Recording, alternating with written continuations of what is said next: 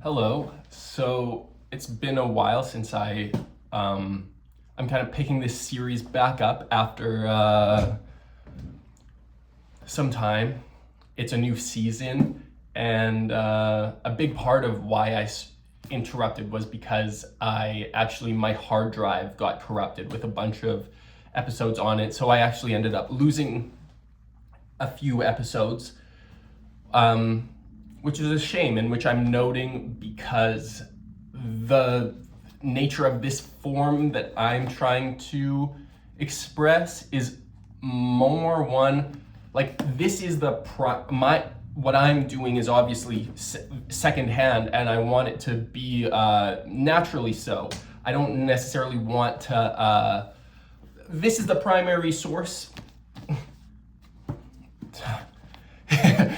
This is a primary source. It's the book, and you can read it. It's all there to be picked up and put down whenever you want it to be. Like, all of the words are on the page, and they're better than anything I could say by far. I know I can get a little twisted and tongue-tied or lost a lot of the time, especially in my descriptions. Which is actually the nature of the book as well. But my point is that it's a shame to have lost these episodes, because one thing I really value in this is I'll spend some time reading and rereading and listening to the audiobook of each of these chapters over the course of time, and committing as much of it to sense memory, to my feelings, and to how it internalizes and arranges itself within my memory, so that when I tell these chapters in this secondhand way of mine, I am more telling about how it has impacted me and how I feel. I'm more talking about my experience with it than the literal procedure. Now I feel I'm repeating myself. But so losing episodes, such a secondhand recall is a very crucial and fundamental aspect of it, is that your recall is born and lives and dies all in one. And I like that about this format that I'm undertaking. And so to redo it almost feels like adding layers of artifice. Frankly, this is the third time, because it's been a couple months now since I recorded the first bunch all at once, and then I learned how to video edit and learned how to do everything that I wanted to do, and that actually took a really long time because that's hard. So it was my first time coming back to it, and so I recorded a video, and it felt so rusty, and so this is the second time recording this re-record of the first of the videos that was lost. When we left off, we had gotten to know the partnership between General Yapanchin and Afanasy Totsky, the business partnership between the two. Afanasy Totsky being a man of dubious character, you could say, because of the things he did in his lust. The things he did out of lust, you could say. There was a time when, in the last chapter, we were talking about this little girl who had lost all of her family and who he had moved across Russia to a different province, and how he didn't describe it exactly, but one might guess what he did to her in those times, and how he played it off was very casual and disgusting. If one is to put two and two together and come to the conclusion that I felt was fair.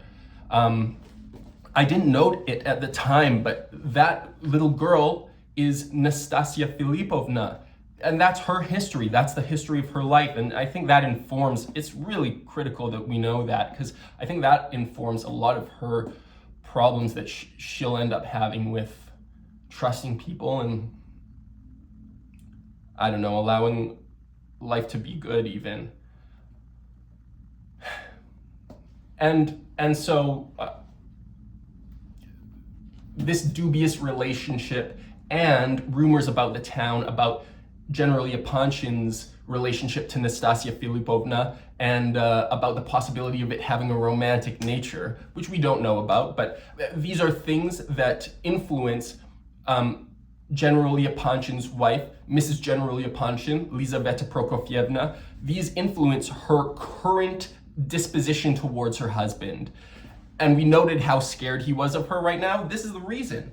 These are the reasons, because they're potentially discussing the possibility of one of their daughters marrying this man.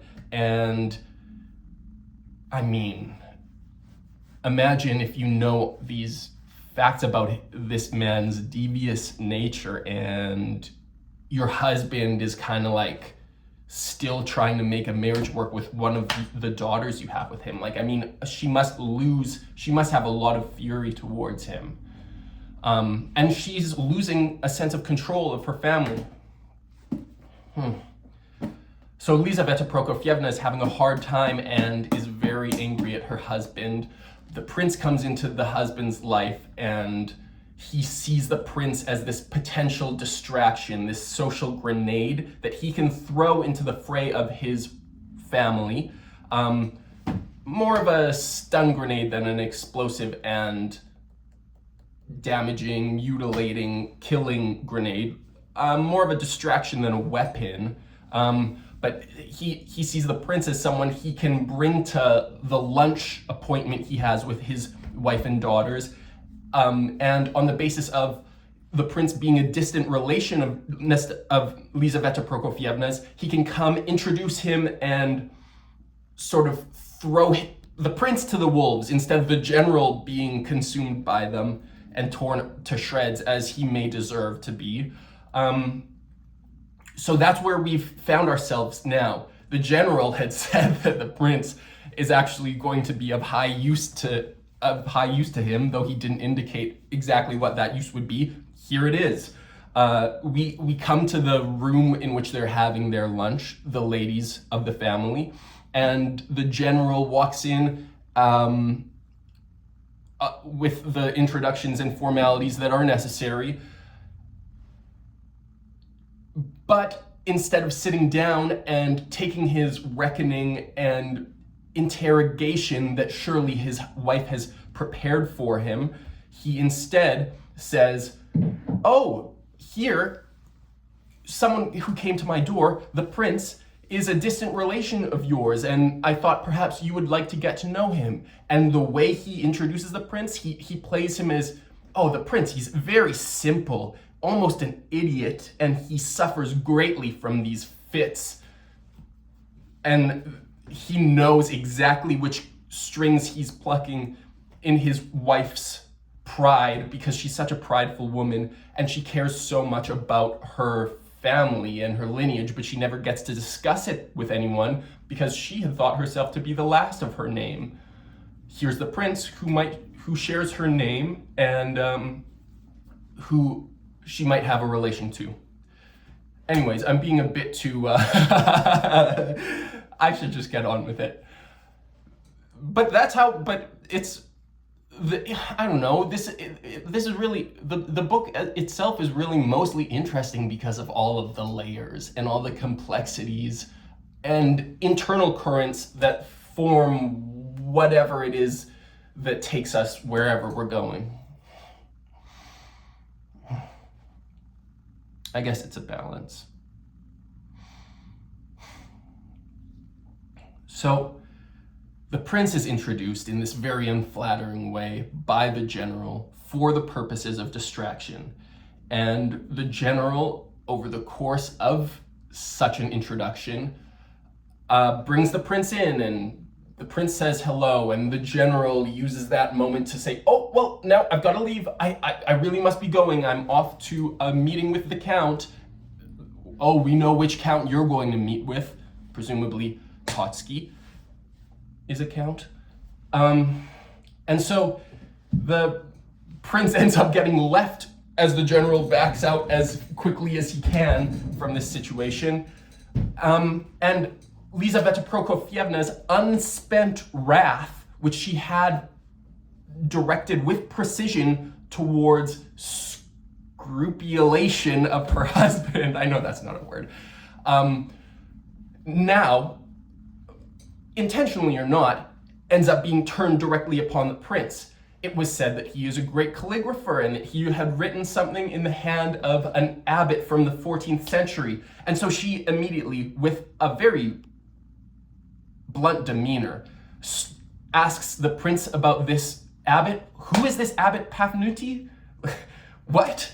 And so the prince, though it's stern and blunt, keeps his self-controlled and just politely answers directly all the questions that she may ask. And quite quickly, Lizaveta Prokofievna, her husband's gone at this point, quite quickly she finds out that, oh, this was a bit of a ruse. You're really not quite such an ...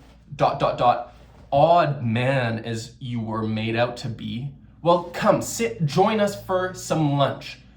Are you hungry? And the prince says, yes, I am actually quite hungry. Thank you very much. I appreciate it a lot. And she's like, well, it's quite good that you're polite. And she's probably still fuming a little bit because of this unspent energy of hers, and because the prince was so obviously a ruse. But she gets more and more interested in his company just on the basis of what he is rather than what he isn't. They begin discussing things like family. Since they both share the last name and might be each other's only living relations, her and her daughters sit around and she asks him about his family, and they try to find any connections they might have, but it turns out maybe they're actually not related and only share a last name by coincidence. It happens. My last name is Jackson, and I know a lot of people who I'm not related to named Jackson. That's not really relevant, whatever, but but actually, over the course of this conversation, she becomes quite satisfied, I think. I think she's able to turn her gaze a little bit away from the stern nature that she had brought to this table, and now is able to engage more on a human basis with someone whose company she finds herself quite enjoying. The girls do as well. The three daughters of hers are quite infatuated by the prince, and not necessarily in a suave romantic way. I'm just saying he's a curious personality that they are about. It comes up that he has been in Switzerland, and he's asked about his travels and how interesting they were, what kind of impact they left on him. And he says that they left a strong impact on him, a very strong one. And he kind of goes into a bit of a daydream. The ladies kind of prompt him to turn it into a story. Actually, Lizaveta Prokofievna, in fact, prompts him quite pokingly to turn it into a story.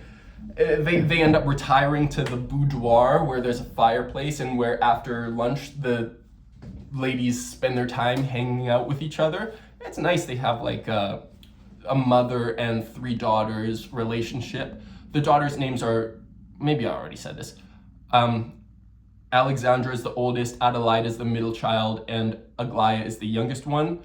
They sit there, they paint, they read, they play music, they just sit sometimes too.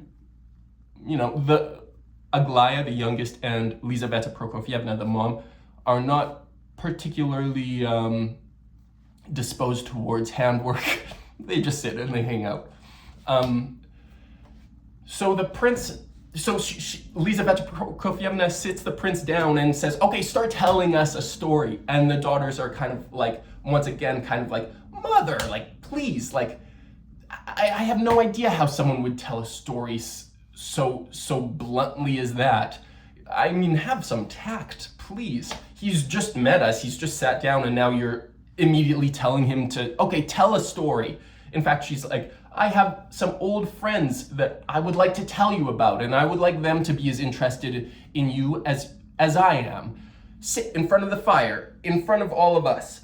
tell a story. I want to see how you tell a story. And there's this moment where the prince notices that, oh, the entire attention of the room has turned towards me.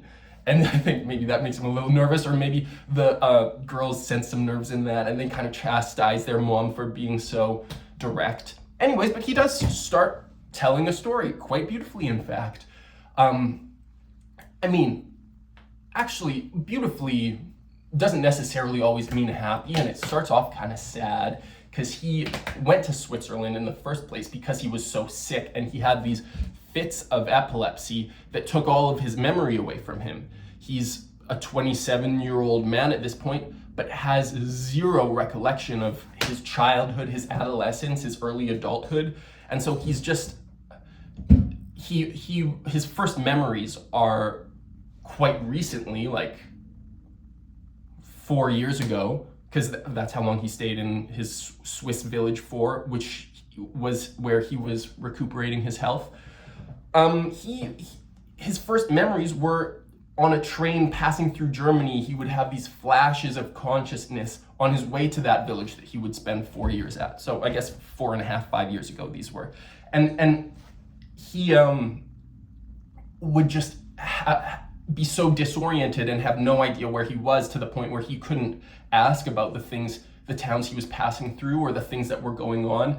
He was barely able to even, everything would just, the world would overwhelm him and then he would go dark once again. But gradually he began to sort of gain more of a consciousness, and memories would stick and consciousness would stick, but still he would have these bouts of sadness because as he was kind of coming to and coming into the world, he noted when he and his doctor, who was transporting him to this sanatorium in Switzerland, in the village, they were crossing a boat. They were in a boat in Lucerne, and the beauty of everything would be so great, but he would just be overwhelmed by it. And though it would make him happy, it would also give him such a deep, deep sadness because everything in the world, all of the experience of the world felt so foreign to him. He was just putting together an awareness and a consciousness of his own, and not in the natural way that a baby does. Because normally that's what happens. It's normally something that happens as a baby, but he's this grown man and he's putting it all together. So he would get really overwhelmed, and then he would feel sad and have these episodes of melancholy and fall into a fit, and lose it all once again, perhaps. Anyways, one of the daughters, I believe Alexandra, is a painter and asks him for a subject for one of her paintings since he seems so well-traveled. Surely the way he described the beauty of the world, surely he must know quite well how to see. But the prince has no idea if he really knows how to see. All he knows is, like, over the course of the time that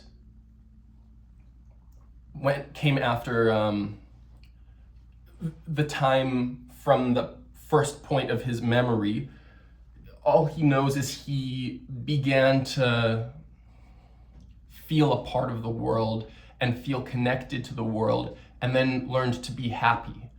And so he doesn't know how to see, and he doesn't know, I don't know how to give you a subject for a painting. I know nothing about painting. It seems to me all you have to do is look and paint what you see. All he knows is how to be happy.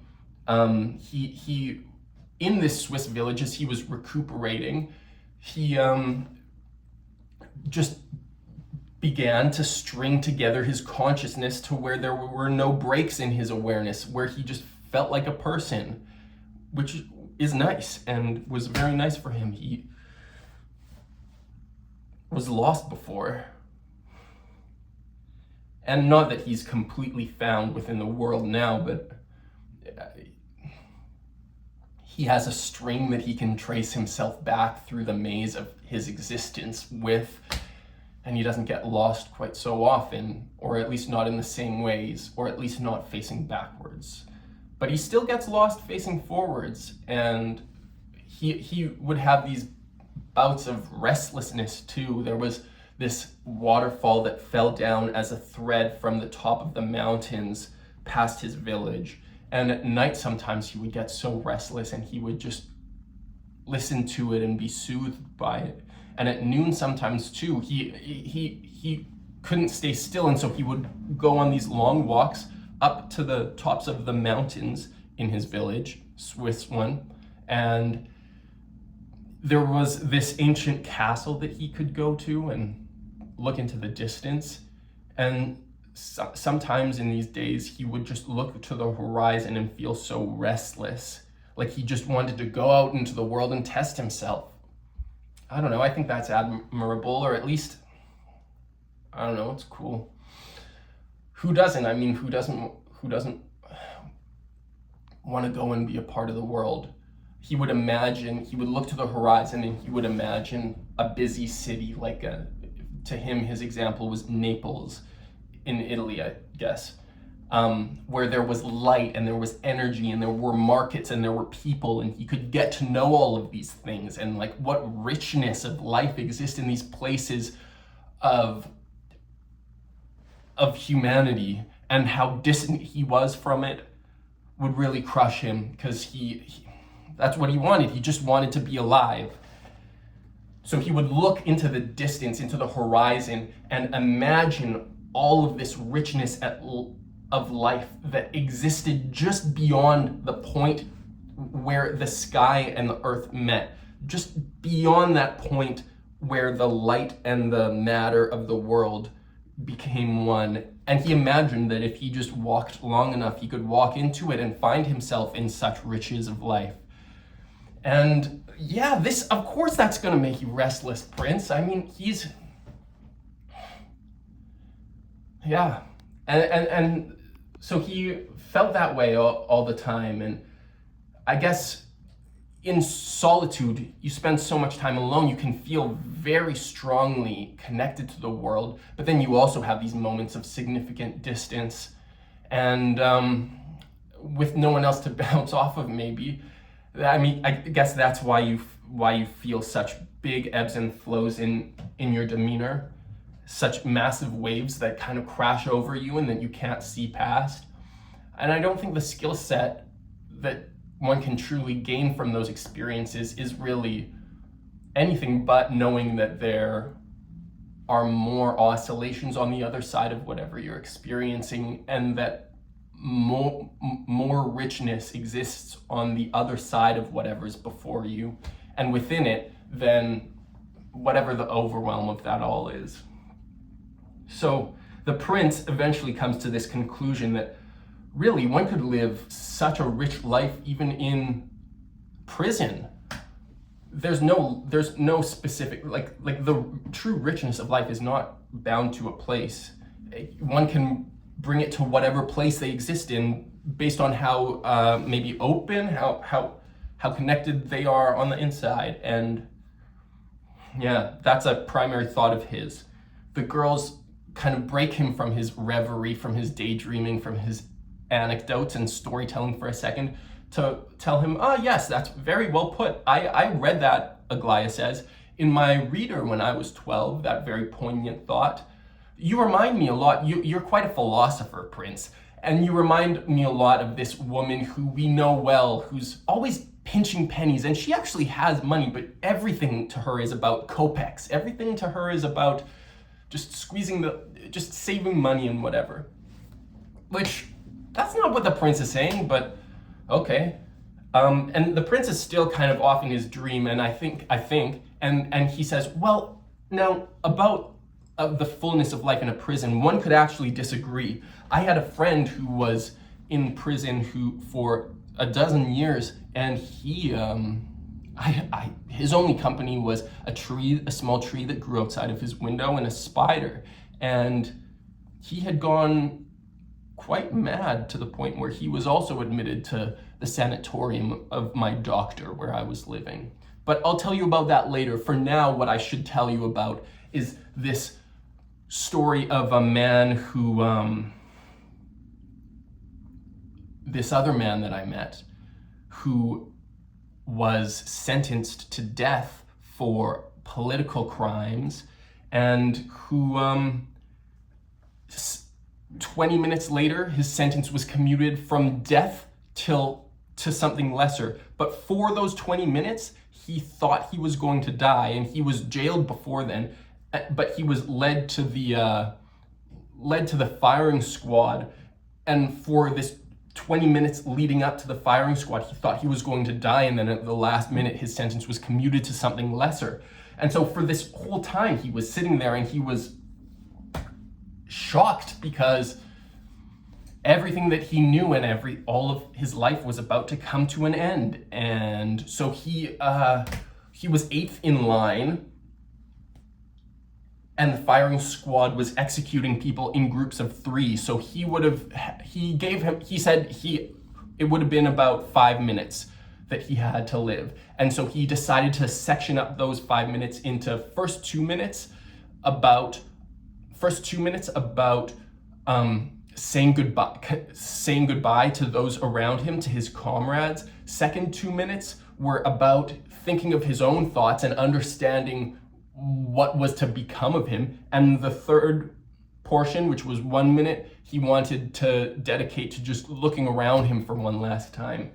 And as he was standing there waiting in line to be executed and paying attention to his friends for the last time, he found himself very, very interested, asking the smallest questions and being so enthralled by the answers that anyone had to give him. Just the most mundane information that he would have found mundane at any other point in his life was just fascinating to him. And then when it came to the part of time where he was to reckon with himself and what would become of him and what he was, it felt like he was just, and this ended up blending into the portion of time where he just was to look around and have one last look at the world too. But he would try so hard to understand what it was that he was and what it was that he was becoming and what it was that he was losing. And the way he described it, it was like all of the life that had populated his world and his experience, as it had embedded itself into his body, it felt like because everything to him now oscillated around this point of finitude at which his life was to end, and there was certainty about it because there was nothing he could do. And so he has this final black point at the end, and it felt like what he was doing was sitting by and observing all of the life as it had embedded itself into his body, circling and draining out of this last point that he was approaching. And he felt like there was such an infinity of time as he approached that point of finitude, and as he watched all of his life, everything that he had conceived himself to be, was draining out of it, and he just watched an infinity flow by. And looking in one direction at the past, it felt like confusing, and he was terrified of just the immensity of what was passing by him and draining away, because he would never have access to it again. And then he finds himself so confused and so overwhelmed because the entirety of his life up until this point, there had been no acknowledgement and no gratitude towards the time that he got to experience life physically. And now it all flowed out past him and through him and away from him. And he was overwhelmed by that and furious.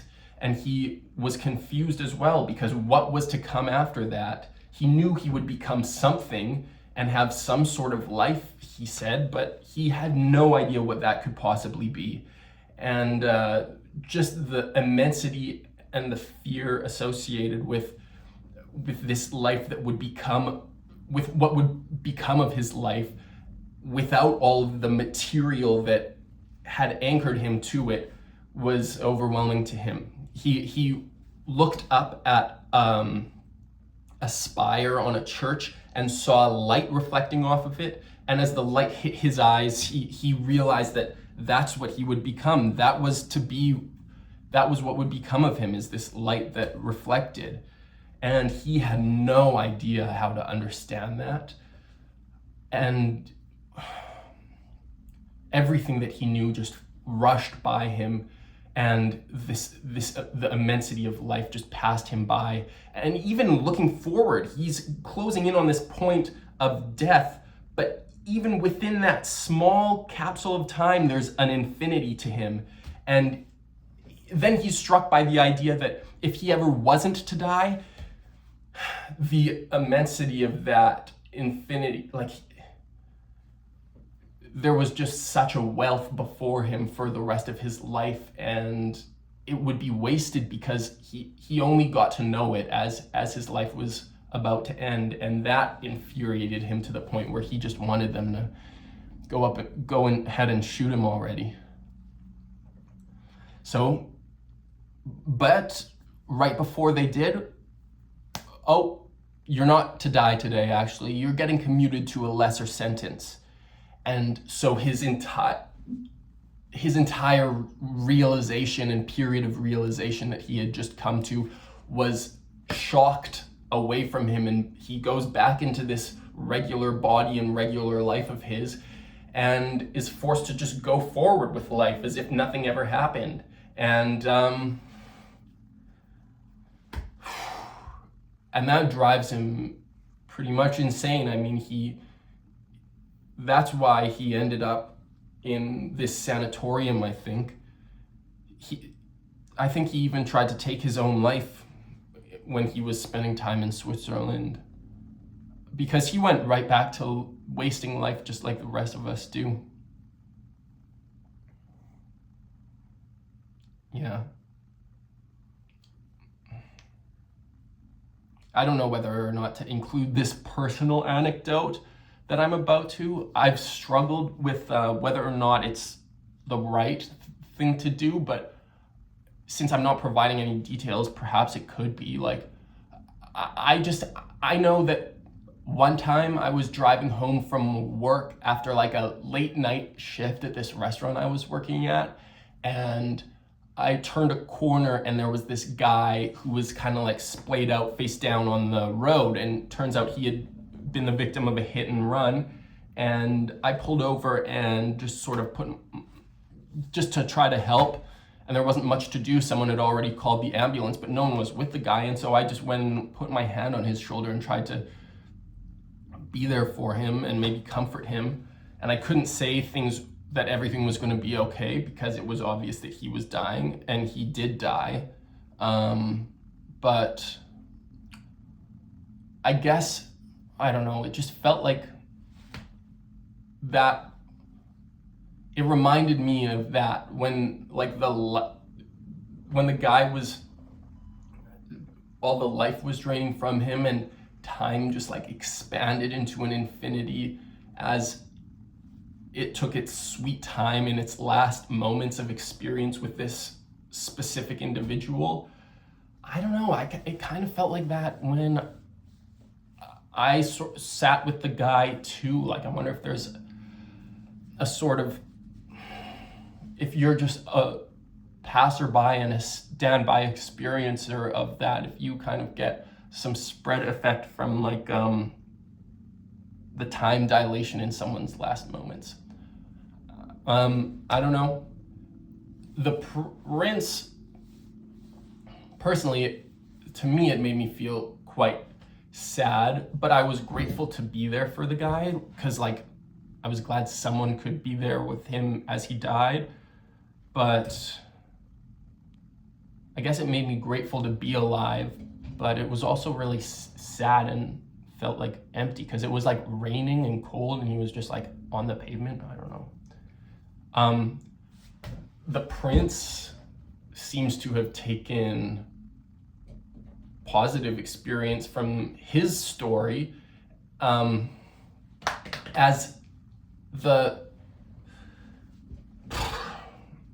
sorry, I got a little disoriented there for a second, but the prince tells this story and says how the guy goes right back to wasting time just like the rest of us do, and then the girls bring him out of his daydreaming once again and his storytelling once again to say, oh, well, there's a lesson in that then. I guess surely, Prince, you meant to conclude, because he just drifted off. And so they were like, hello, anybody in there? And they were like, is that it, Prince? And he was like, oh, yeah. Why? And they were like, why did you say that? And he's like, basically just because I just thought of it and it seemed just to make conversation. It's what I was thinking about and I just made conversation out of it. And they were like, well, and so you're done? And he was like, and they were like, well, surely, Prince, you meant to conclude. I think Aglaia said this, or maybe Alexandra, or maybe Adelaida, I don't know, said that, like, surely, Prince, you meant to conclude that life is not to be valued in kopecks and that there is nothing, like, and that even the smallest moment can be worth more than any amount of money ever could. And I think the prince is still kind of like doesn't necessarily answer that question super directly, but he tells of how he thinks that he could live every moment like it was his last, and how he could squeeze life out of, like, even though he might live for decades still, maybe he could squeeze more life than everyone else could out of his time, and maybe he could be aware of the world as it passes and the privilege of being conscious and the privilege of being awake and alive to the universe as you get to experience it, because that doesn't last forever and he knows it. And so I guess that strikes Aglaia as immodest, and she's struck by that because the prince actually has seemed quite modest up until this point, but now he's saying, oh, actually, I kind of think that I could live life more fully than others. I think I could squeeze as much juice as possible out of the fruits of every moment that passes me. I don't know. That's just what he thinks.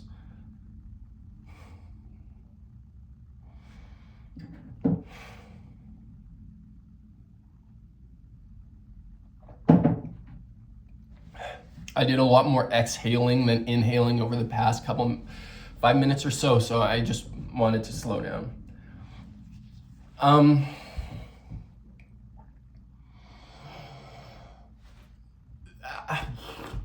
So we're close to the end, I promise, of this chapter. It was a really long chapter and really confusing, and it goes in so many different directions. And it's so obsessed with death. It's just like, this guy is just like neurotically obsessed with death. And I get it, fair enough. It's the one, everyone dies. And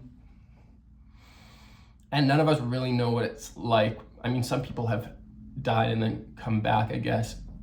You hear stories about, like, I guess they call them NDEs. But I don't really understand that term because that's a near-death experience. But people have died and come back, I think, right? Like, what? Define near. Anyways. The prince then they're talking, wow, Prince, you have such quietude. You could fill 100 years of happiness with the way that you go through life and how you're so capable of taking the most out of every moment. Maybe you are correct in your self-assessment and in your confidence. And Aglaia says, yes, that was quite a good story, Prince. But if only you had, you always get so embarrassed after you tell a story. Why is that?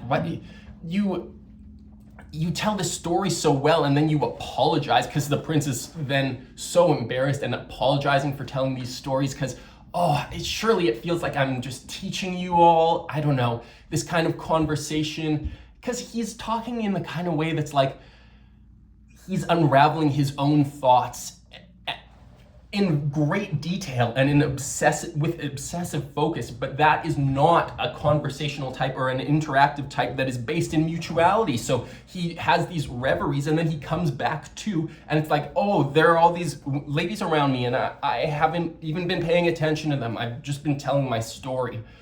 And so that makes him really embarrassed, and then Aglaya is like really stern with him about how he shouldn't be embarrassed. And she says, "You're actually quite a great storyteller. If only you had seen an execution, then I would have for sure asked you about that." And he's like, "Well, I have seen an execution, only I don't necessarily want to talk about it right now because I just talked about it." And they were like, "Really? To who?" To your servant in the waiting room." And they were like, "Alexei? Oh, the prince sure is a Democrat," which I guess was this 1868 was when this book was published. And he's like, "Yeah, I don't really want to tell it because I just told it." And they were like, "Oh, you told it to our servant? Well, then surely you must tell us." And he's like, but then he snaps back into a story and starts telling of himself very quickly and trustingly. And he says to Alexandra, he's like, "Actually, now that you mention it, when you were asking me earlier about a subject for a picture, I thought of this moment in France where my Dr. Schneider and I were, where we happened into Basel or something, maybe not in France. I forget exactly where it was. It doesn't matter. Happened into a town where there was an execution going on. And when you asked me for a painting subject earlier, I thought of this experience immediately." He said that he wanted to see a painting, and he's always been curious to see the painting of this man who is about to die by guillotine at the very moment right before he dies.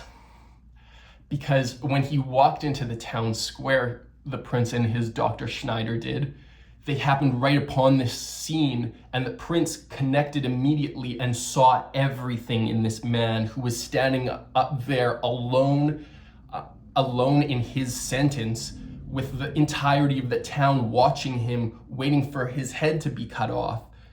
And the man was white as a sheet, and he was the drain. Everything had drained from him, and he had become a ghost. There was nothing in his face of color. There was nothing but emptiness, and his eyes witnessed the emptiness. And in his face, you could see all that had emptied out of him, all that had gone. And the prince saw this and immediately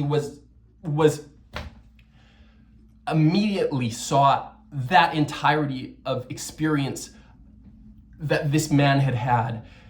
Because this was a man on the other side of that drain, or who got to the point that the prince's acquaintance had earlier, but his sentence was not commuted. In fact, he was on the block about to have the guillotine come down on his neck, and he was about to lose everything. And maybe he would keep consciousness. Surely he would hear the sound of the metal scraping as it dropped, and maybe even he could keep consciousness for, they say sometimes, a second or even 5 seconds after the head is cut off, it maintains consciousness. In these times, that was a common thought, a common belief, a common suspicion at least, because who's to say? And so the prince wanted to see that face and to know it in a painting, in a portrait, the face of the man who was becoming a ghost and who had already become a ghost in the moment right before his body was to die. Because the prince said you could see everything. The loneliness, the emptiness, and the passing of all of the life that had happened to that man. It struck the prince greatly and caused him to have a hard time sleeping. He was obsessed with this thought, and he told that story of the execution that he did see, and the girls afterwards, Lizaveta Prokofievna and her daughters, were almost applauding him. Wow, fantastic storytelling, Prince. Wow, that's sure fascinating. But then Aglaya chimes in again, and she's like, why are you always so ashamed of yourself after you tell a story? It's not as if don't think of this as overly philosophical. Don't think you're teaching us too much. As soon as you begin a story, you stop teaching, and you become quite a child, if anything. Like, I don't understand why you're so ashamed.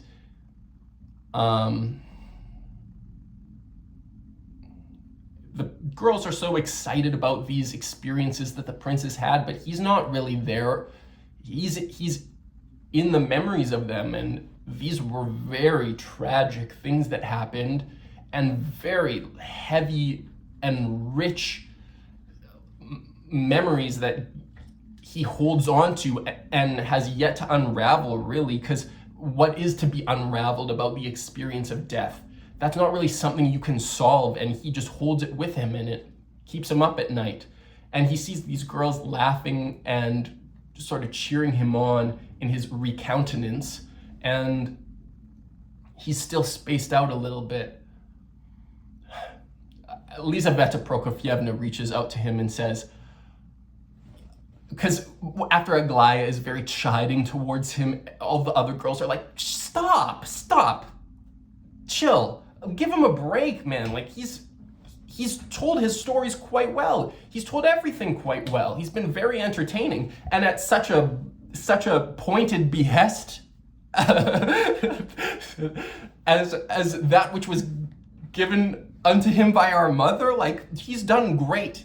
And Lizaveta Prokofievna reassures him too. Prince, I know they're picking at you. I know they're painting you like a butterfly from a foreign land on a board. But trust me, I know their faces. These girls love you quite a lot. They have really enjoyed your company. And he's still distant. He's still in his dream, despite the fact that he's awake and has just told it out loud. He's still in his dream. And all he can say is, I know their faces too. And that confuses them, and they don't know what to say about that. They tell him about, oh, well, you've been so happy, surely you've been in love. And the prince says, no, I haven't been in love. I haven't been in love. I have only been happy in another way. And they're like, oh, what mystery? What do you mean, Prince? What other way? And he's like, fine, I'll tell you.